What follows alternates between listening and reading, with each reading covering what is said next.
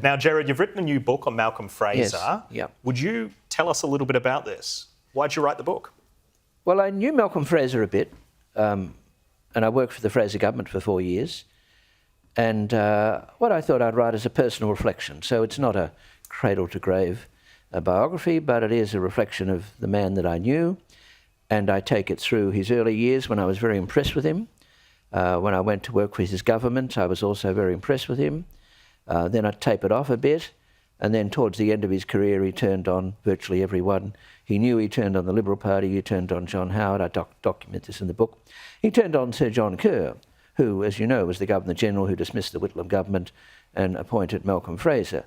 So he turned on pretty well everyone, and he actually says, and I quote this in the book, from his own book, that towards the end of his life, what he loved most of all was getting standing ovations at literary festivals. Well, they're full of sandal-wearing lefties, and that's what he wanted. But someone who saw Malcolm Fraser in action at Melbourne University in the mid to late 60s, he was very impressive. The idea that that man, a conservative then, would have ended his life just looking for another standing ovation at a literary festival is an enormous change. And I just go through that. Now, I think the book's fair. I credit Fraser with a lot of what he did that was good, but it's fair, but it's also critical, as I think this kind of book should be. I mean, if you actually loathe the subject, you shouldn't be writing the book, because it won't be reasonable. And I've gone through a lot about the dismissal as well, and there are new documents there that I think absolve Sir John Kerr from any suggestion that he misled Mr. Whitlam. He didn't, and the idea that he tipped off Malcolm Fraser on the morning of the dismissal, he didn't. And I've got documentary evidence to support that, as well as witness evidence. And Malcolm Fraser has his own memory, but Malcolm Fraser said in his own book that he had a notoriously fallible memory.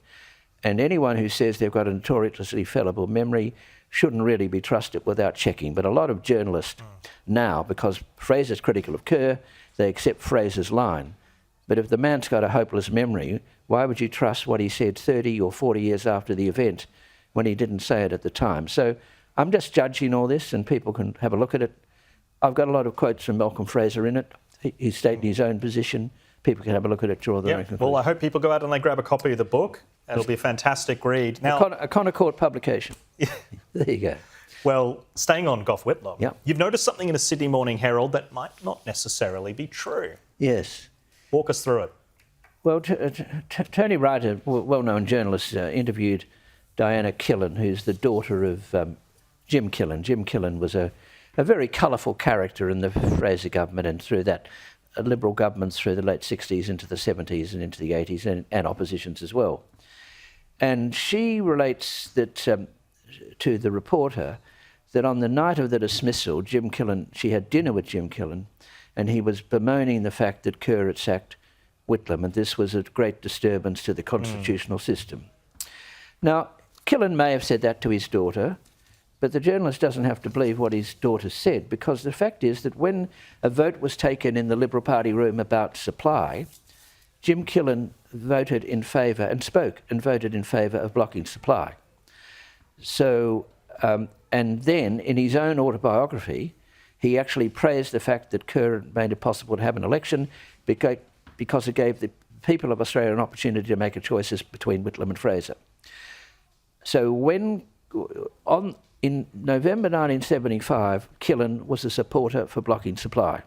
So anyone who tells you that he was bemoaning this fact at dinner on that night, well, I'm not saying that his daughter got it wrong, but if Killen said that to his daughter, that was not true.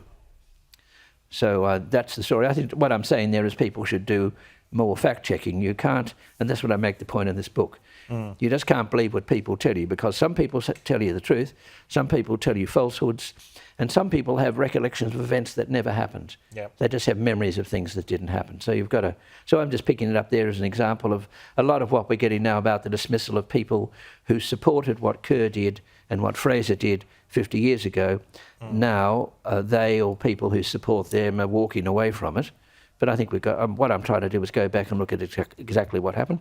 And I went to Mr. Fraser and raised some questions with him. By and large, he didn't answer them, but I gave him the opportunity to, and he didn't really correct anything.